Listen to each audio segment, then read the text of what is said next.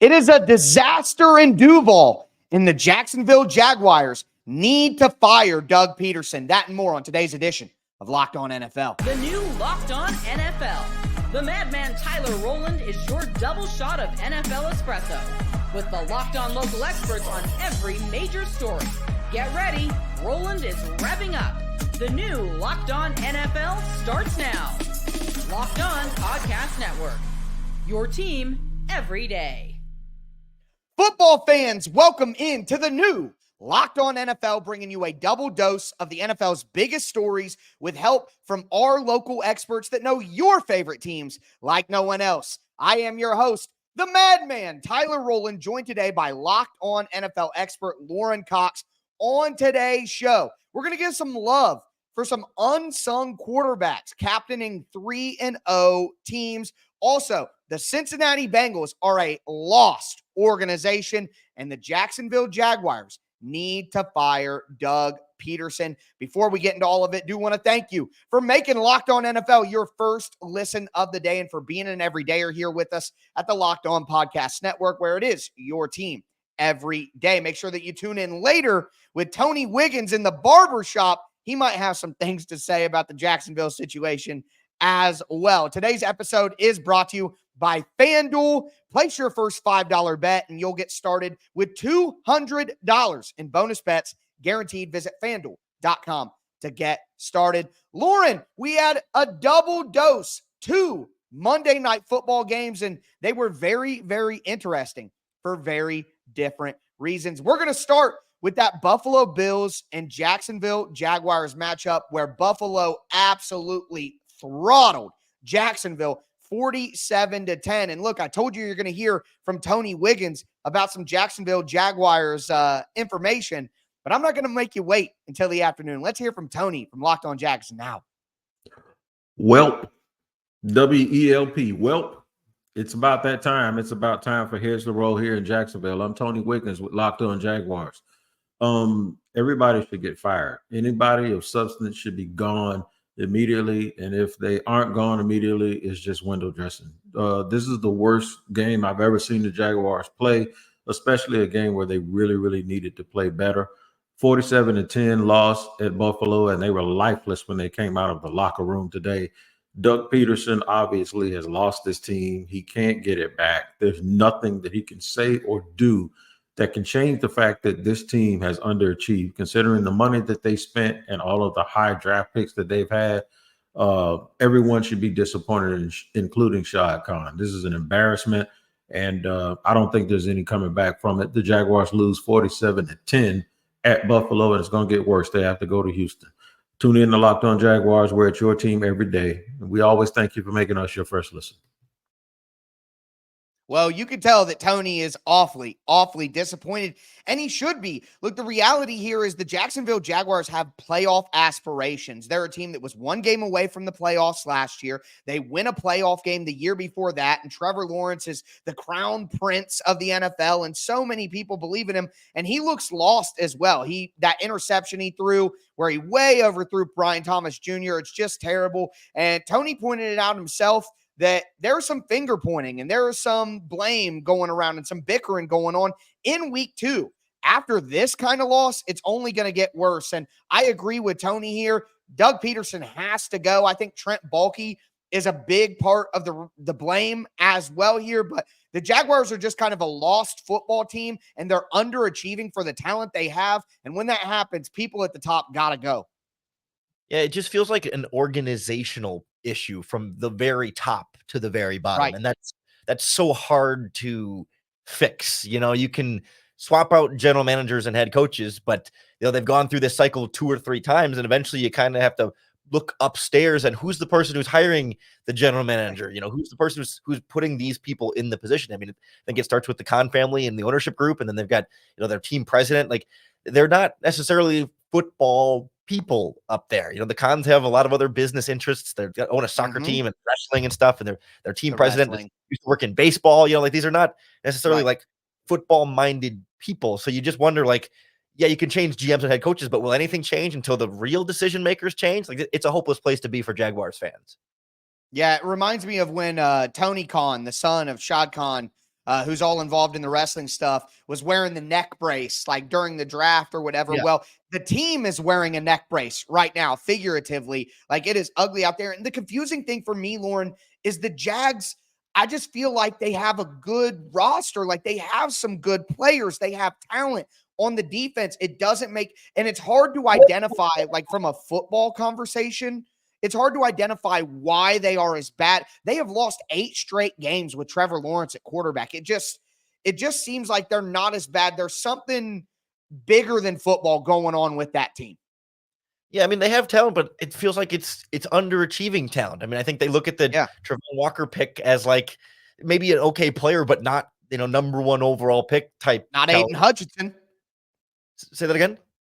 Not Aiden Hutchinson. That's a big mistake. They've like Tony talking about all the resources they've invested in signing, big contracts for Gabe Davis and Christian Kirk. Like, these are players who are talented, but like they haven't met the amount of resource the Jaguars have invested in them. Like, they're getting less than the full return on those investments. Even if those players aren't bad, they're not as good as the Jaguars needed them to be. And sure, some of that's probably coaching, but some of that might just be what those players are and getting too eager and investing too much in bringing them in.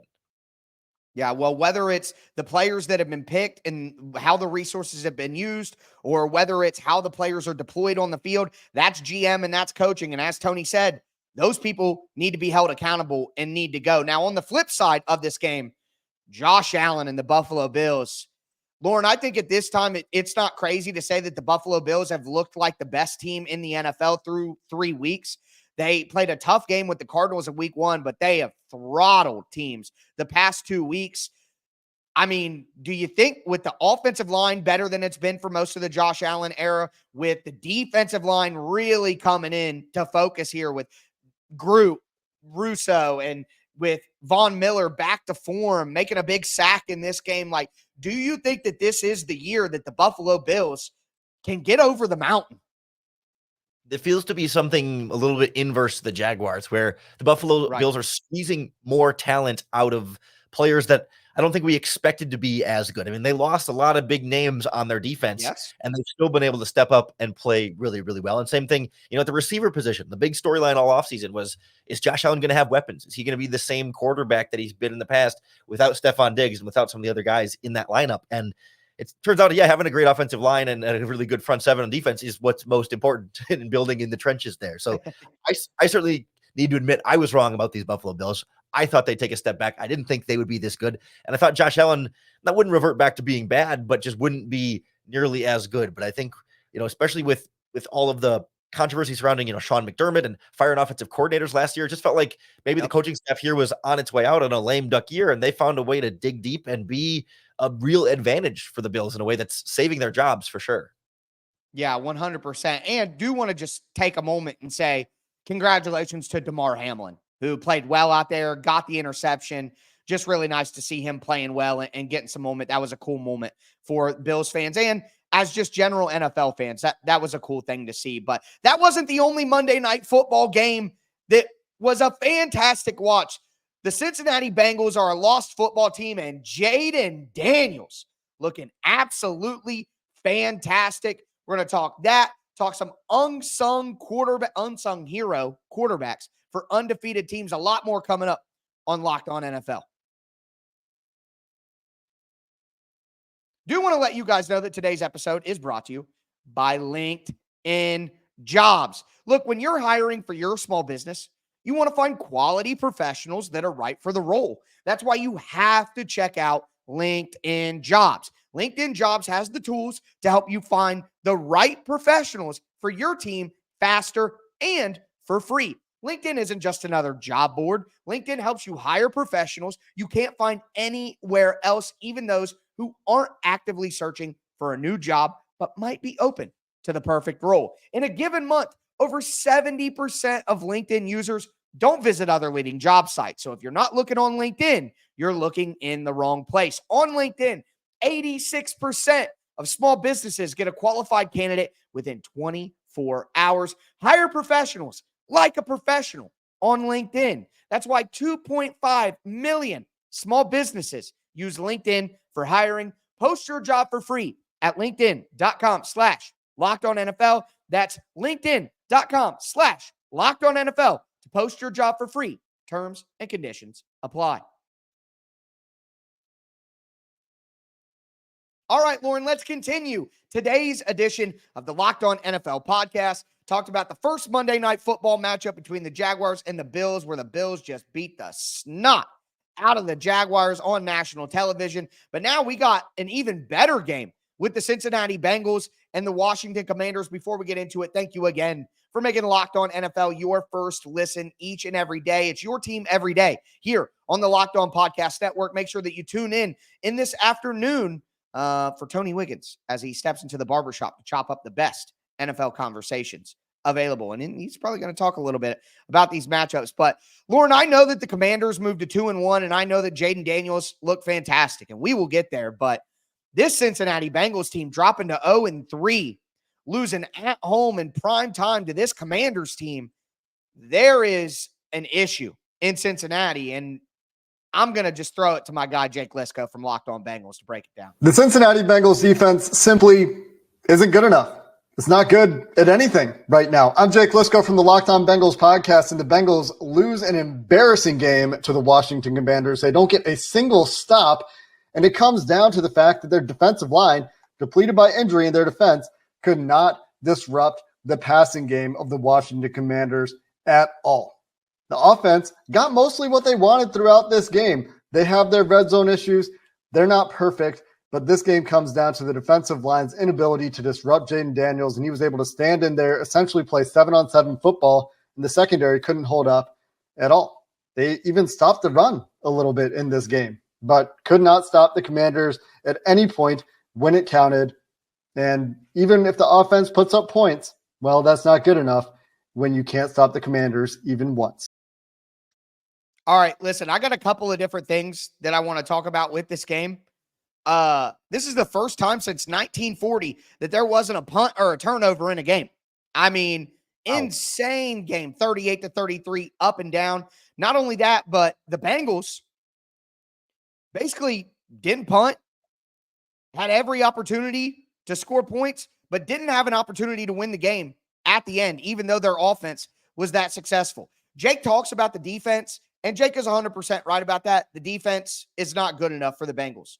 But I come back to the point that I've been making about this Cincinnati Bengals team throughout the entire first 3 weeks of this season. This locker room is the problem.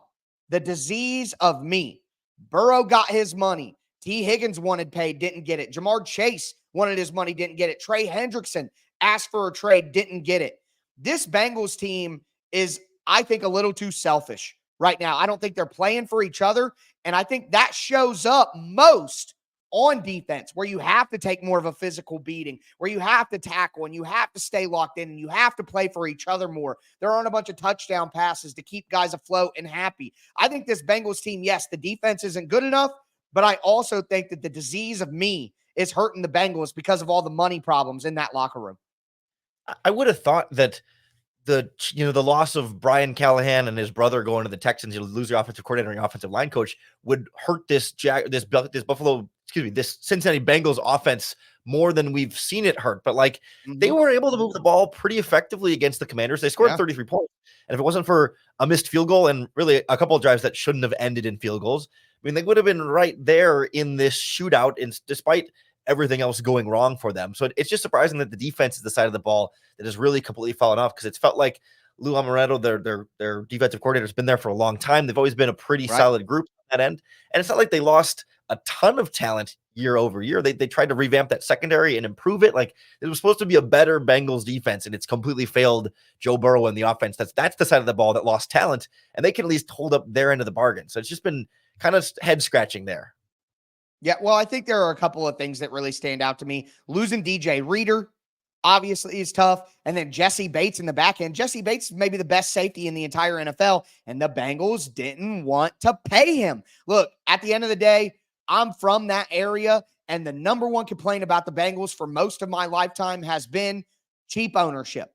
Now, you got to give the Bengals credit. They have bolstered up their scouting staff and spent more money now that Katie Blackburn, the daughter of Mike Brown, has been more in charge. They built the indoor facility. I think the Bengals have done things to try to spend more money and invest more in the team. But at the end of the day, the Bengals have gone cheap on trying to pay some of these top-end players. And I think it just, again, it's poison in the drink. Like, it's blood in the water. And I think some of the players in the locker room probably aren't happy with the team and the way that they're treating some of the best players. And Jesse Bates, a guy who they really could use in their secondary right now, could be an example of that. And he's a guy who got paid by Atlanta and has looked fantastic in Atlanta as well. So you have to wonder about that. On the flip side, Jayden Daniels.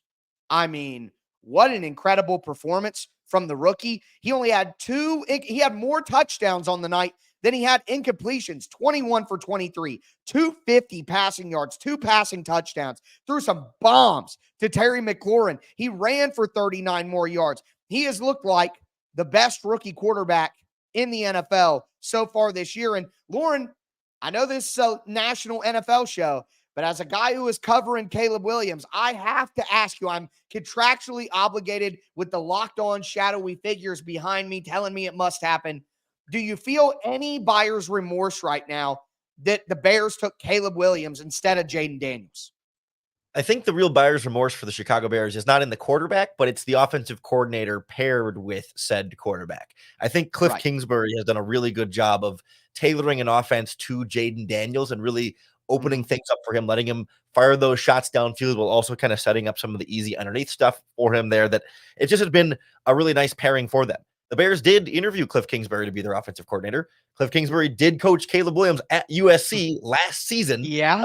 Bears fans would have been mad if they had hired Cliff Kingsbury. I'm not saying that that's exactly the perfect solution for them, but more so the Bears offensive coordinator, Shane Waldron from the Seahawks, it felt like he and Caleb haven't quite found the right mixture of what works for him versus what they want the system to do and trying to put players in the best position to be successful, whereas Cliff has kind of done it right away. So I think there's still a lot of faith in Caleb. He's gotten better each of the 3 games that the Bears have had so far, even though the offense has struggled as a whole.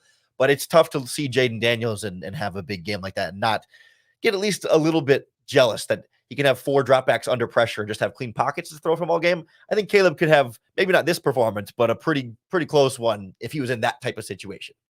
Which is pretty surprising because you look back last year and the Commanders, I do believe, if I recall, gave up the most sacks in the NFL. Last year, it was like 77 or something like that. So to see their pass protection, I think that could just highlight, how broken the Cincinnati Bengals defense is as well. But a fantastic performance from Jayden Daniels. And I also want to point out, Jayden Daniels played in college for like 1,000 years. So obviously he comes in and looks, Bo Nix and Jayden Daniels both have good weeks. They're the most experienced quarterbacks that came out of the top guys. I think that's something that might factor into this as well.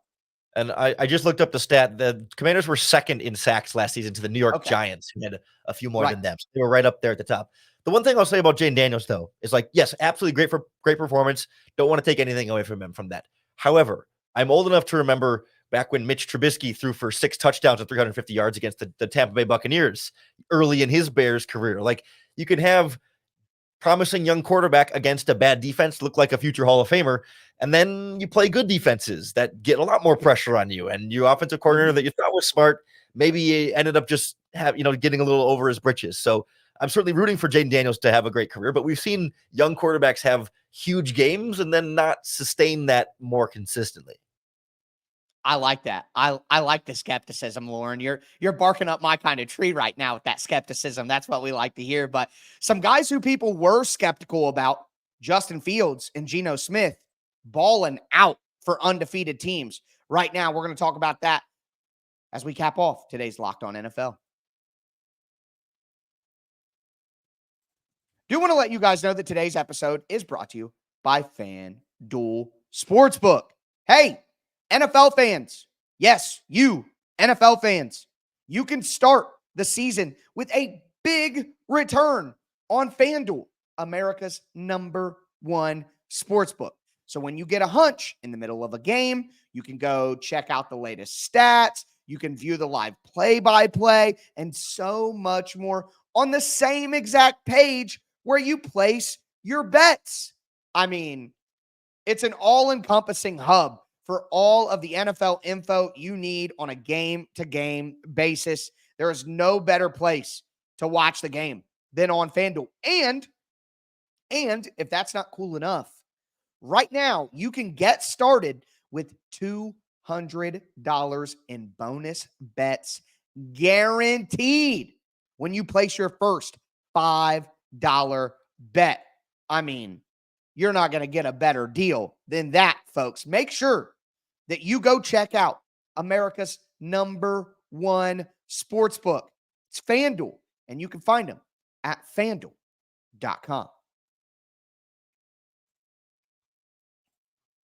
All right, Lauren, we're going to cap off today's edition of the Locked On NFL podcast. We talked about both the Monday Night Football matchups from both the angles with all 4 teams. Incredible slate. We got another doubleheader next Monday. Can't wait to break that down. But we got some teams at 3-0, undefeated, that I think a lot of people before the season would be surprised to hear that these teams are undefeated after 3 weeks. Number 1, we have the Seattle Seahawks. Number 2, we have the Pittsburgh Steelers. We'll start in Pittsburgh, where Justin Fields, the cast-off from Chicago, a team obviously you know well, has led this Steelers team to 3-0 with some pretty good performances. And I think he looked better in this game than he's looked the first 2 weeks. And we're going to hear from Chris Carter from Locked On Steelers about that performance. Hey everyone, Chris Carter here from the Locked On Steelers podcast here at Acrisure Stadium after the Steelers have defeated the Los Angeles Chargers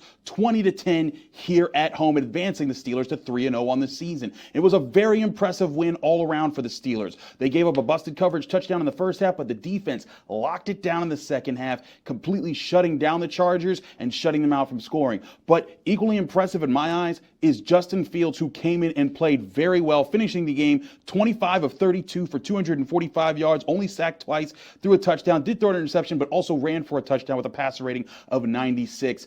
Justin Fields, I think, delivered a very solid performance. Despite the 1 interception, this guy read the field well, he distributed the ball well, did all the things that I think he needs to do, and I think it certainly pushes the question, is he really Steelers QB1 moving forward? We'll discuss that a lot more on the Locked On Steelers podcast. Chris Carter here. Stay tuned for a lot more. There is absolutely no way that they can go away from Justin Fields after being 3-0. This is a perfect example of if it ain't broke, don't fix it. And I refuse to believe that Mike Tomlin would go away from that. Not only are you changing the formula of what's worked and got you to undefeated, but I think the players in the locker room, we know, Lauren, historically, Russell Wilson isn't always a teammate favorite. That's just a reality. Now, why? Justified? I don't know any of that. I don't know. I haven't been in those locker rooms. I don't know. But we know from hearing his teammates talk that he's not always the most well-liked teammate. Okay? So if you go away from Justin Fields, not only are you pulling the quarterback that's got you to 3-0, but you're also doing it in favor of a guy who, again, may not be the most well-liked teammate of all time. I do not think that would play in the locker room. I think Mike Tomlin is a guy who understands the pulse of his locker room maybe better than any other coach in the NFL. He is a true CEO leader of men, and there is no way that Russell Wilson, 1,000% healthy, no way they can go away from Justin Fields right now. I agree that it would be bad for the locker room and the team to make a quarterback change here. But I am a little bit torn on like how impressed I should be about Fields right now, because like the Steelers ranked 24th in points and total yards on offense.